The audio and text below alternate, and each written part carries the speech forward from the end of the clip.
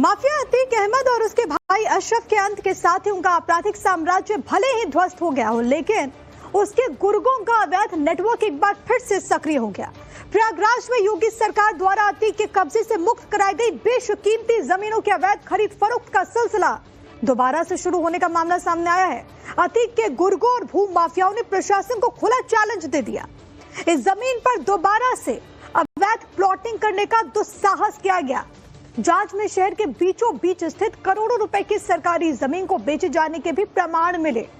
घटना से साफ है कि माफिया ब्रदर्स की मौत के बाद भी गुर्गों का ना तो कोई कानून का डर है, ना पुलिस का खौफ। प्रशासन की सख्ती के बावजूद ये जमीन सिंडिकेट धड़ल्ले से फल फूल रहा है, भोले भाले लोगों को धोखाधड़ी का शिकार बना रहा है और इसका प्रमाण सामने आया। अब जाहिर की कार्रवाई होगी, लेकिन सवाल यह है कि ऐसा कर कौन रहा है।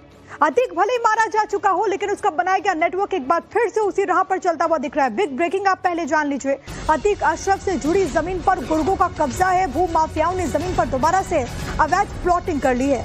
अतीक के गुर्गों पर सरकारी जमीन बेचने का शक है। एसआईटी ने कब्जे में ली गई जमीनों की जांच शुरू कर दी है।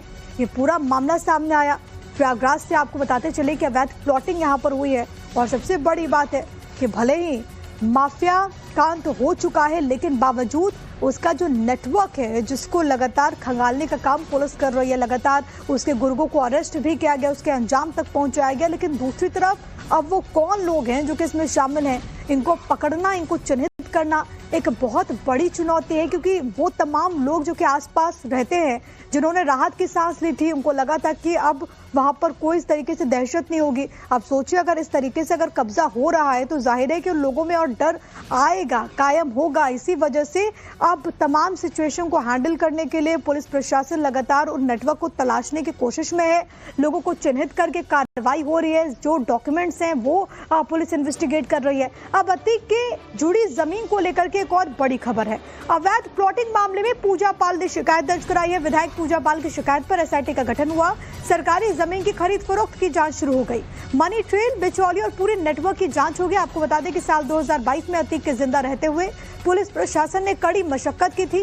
प्रयागराज की अवैध जमीन को अपने कब्जे में लिया, जिससे अतीक के गुर्गे एक बार फिर से कब्जा कर बेचने की तैयारियों में है।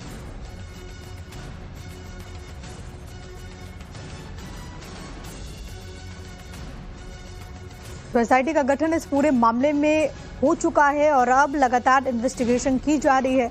परत दर परत ये पूरा जो मामला है वो खुल करके अब सामने आएगा।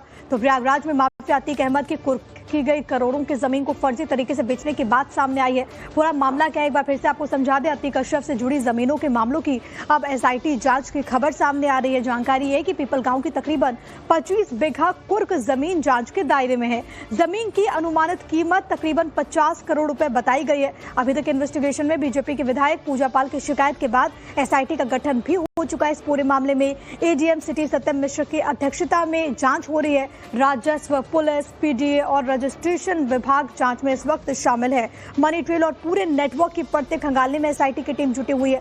पूरे प्रयागराज मंडल में 58 नए भू माफिया चिन्हित किए गए हैं। भू माफियाओं में अतीक नेटवर्क से जुड़े लोगों के नाम भी शामिल हैं। जमीन बेचने के दोषियों पर गैंगस्टर एक्ट के तहत कार्रवाई करने की तैयारी है।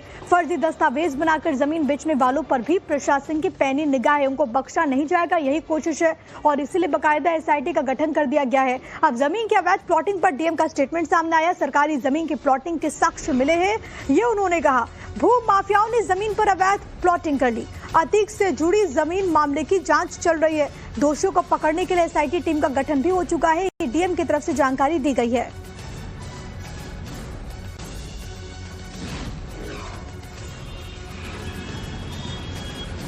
वहाँ पर कुछ सरकारी ज़मीनों पर कब्जा करके और प्लॉटिंग कर दी गई थी और उसको बेच दिया गया था।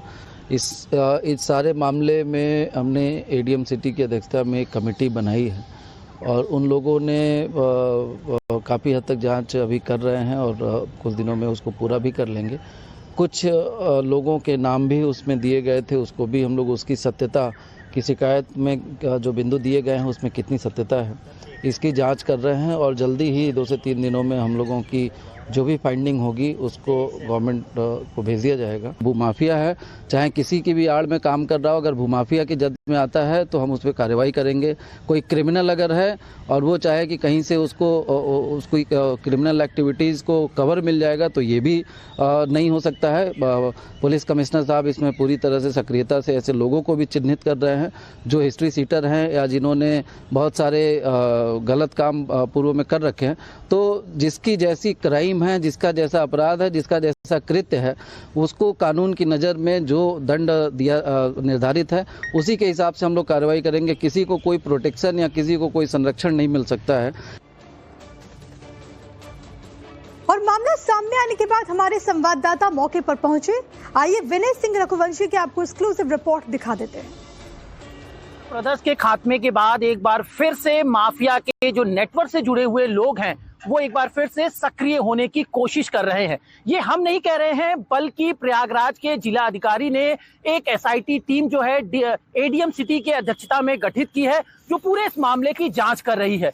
हम जिस जमीन पे खड़े हैं ये शहर के बीचों बीच यानी कि पीपलगांव क्षेत्र स्थित ये शाह पीपलगांव का क्षेत्र का एरिया है। बेशकीमती जमीन है, जबकि ये सरकारी जमीन है और इसको कभी माफिया ब्रदर्स ने कब्जा कर रखा था, इस करोड़ों की जमीन को।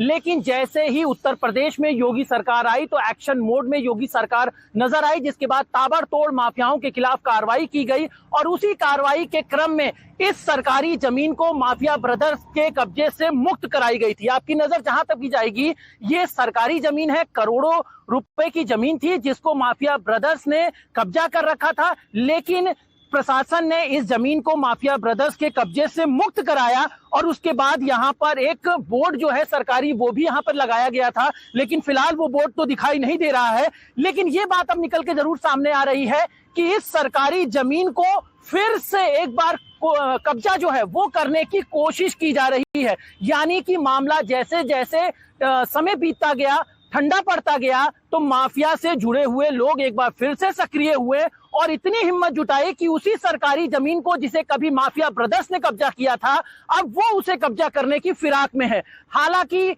जिला अधिकारी मनीष वर्मा ने निर्देश देते हुए एडीएम सिटी की अध्यक्षता में टीम गठित कर दी है। उनका साफ तौर पे कहना है कि जो भी जांच रिपोर्ट में निकलकर सामने आएंगे नेम, उनको बख्शा नहीं जाएगा, उनके खिलाफ सख्त कार्रवाई की जाएगी। अब देखना यह होगा कि जांच रिपोर्ट में किन लोगों का नाम निकलकर सामने आता है। क्या वो माफिया नेटवर्क से जुड़े हुए लोग हैं या फिर कोई नए भू माफिया हैं। प्रयागराज से विनय सिंह रघुवंशी, टाइम्स नाउ नवभारत। और आशुतोष सिंह हमारे साथ, हमारे सहयोगी तमाम जानकारी के साथ इस वक्त लाइव कनेक्टेड है। आशुतोष, माफिया का अंत हो गया, उसका साम्राज्य ध्वस्त हो गया, उससे जुड़े हुए लोगों पर लगातार एक्शन भी हो रहा है, लेकिन अब सवाल ये है कि वो कौन लोग हैं जो कि उसके नेटवर्क को अभी भी जिंदा रखने की जुगत में है। देखिए, हमें इस बात को नहीं भूलना चाहिए कि चाहे अतीक अहमद हो, जो उसकी पत्नी शाइस्ता परवीन हो, या फिर जो जैनब फातिमा जो अशरफ की पत्नी है, ये दोनों अभी भी फरार चल रहे हैं और कहीं ना कहीं। आशुतोष, आपकी आवाज नहीं आ रही, शायद कुछ कनेक्शन में इशू है। लेकिन अपने दर्शकों को हम बड़ी खबर लगातार बता रहे हैं। अब पुलिस लगातार इन्वेस्टिगेट कर रही है और सबसे बड़ी बात है जिसका जिक्र भी आशुतोष कर रहे थे कि उसकी पत्नी अभी तक फरार है। तो अब जाहिर है कि उसके रोल को लेकर के भी अब देखना होगा कि इन्वेस्टिगेशन जैसे से आगे बढ़ रही है एसआईटी के गठन के बाद क्या जानकारी सामने आती है उसके रोल को लेकर के। आशुतोष हमारे साथ, हमारे सहयोगी अभी जुड़े हुए थे, उन्होंने बताया कि किस तरीके से इन्वेस्टिगेशन इस पूरे मामले में लगातार जारी है।